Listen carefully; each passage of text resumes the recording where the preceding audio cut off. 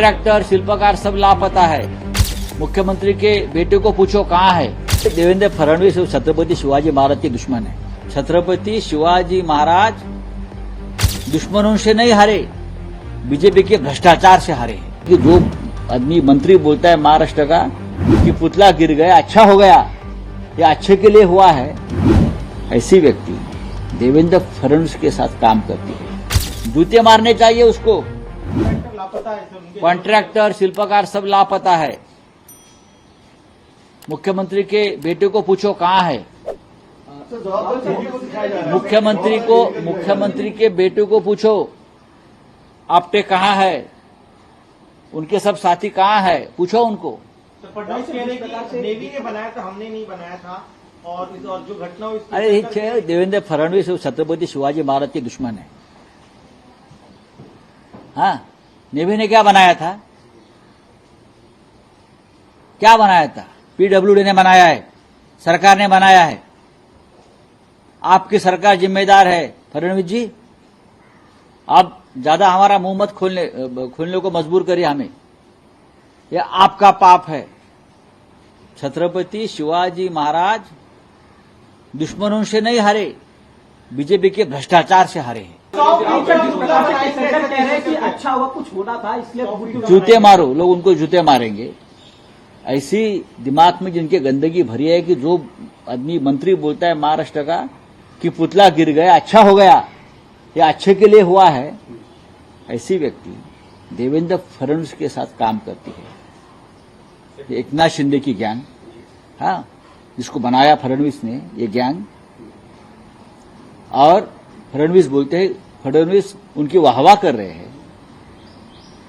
ऐसे लोग मिनिस्ट्री में है, कैबिनेट में है, जो छत्रपति शिवाजी महाराज का इतना स्टैचू गिरने के बाद बोलते अच्छा हुआ। जूते मारने चाहिए उसको। देवेंद्र फडणवीस ने, अगर वो सच्चे शिव भक्त है तो एक केसरकर को मंत्रालय के सामने जूते मारो। सर, क्या इसमें एसआईटी की मांग करेंगे? जिस प्रकार से मामला सामने आया है कि इसमें घोटाले आपको लगते हैं? देखिए, हाईकोर्ट जज, सिटिंग जज के नेतृत्व में एक एसआईटी स्थापन होनी चाहिए। नहीं तो ये लोग क्या करते हैं, अपने लोगों को बिठाते हैं एसआईटी में, अपने लोगों को। ऑफकोर्स हाईकोर्ट में भी उनके लोग बैठे, आरएसएस के बहुत से लोग बैठे। तो मैं तो मांग करूंगा कि हाईकोर्ट जज से इंक्वायरी करो, लेकिन ये सब अब ये मामला ठंडा होने वाला नहीं। आज मालवण में मोर्चा है, आदित्य ठाकरे जी इस मोर्चा का नेतृत्व करेंगे। शिवसेना ने मोर्चा निकाला है, लेकिन उसमें और भी पार्टी के प्रमुख नेता महाविकास आघाड़ी के शामिल होंगे।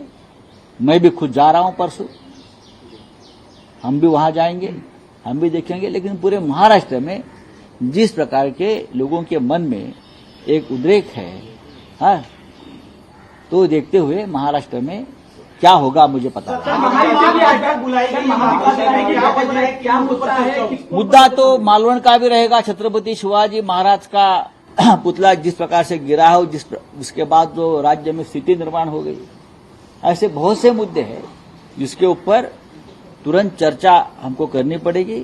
तो माननीय शरद पवार जी, नाना पटोले जी आज मातोश्री में आएंगे, उद्धव जी के साथ चर्चा करेंगे। सब तीनों नेता मिलकर जरूर चर्चा करेंगे और आगे की रणनीति तय करेंगे।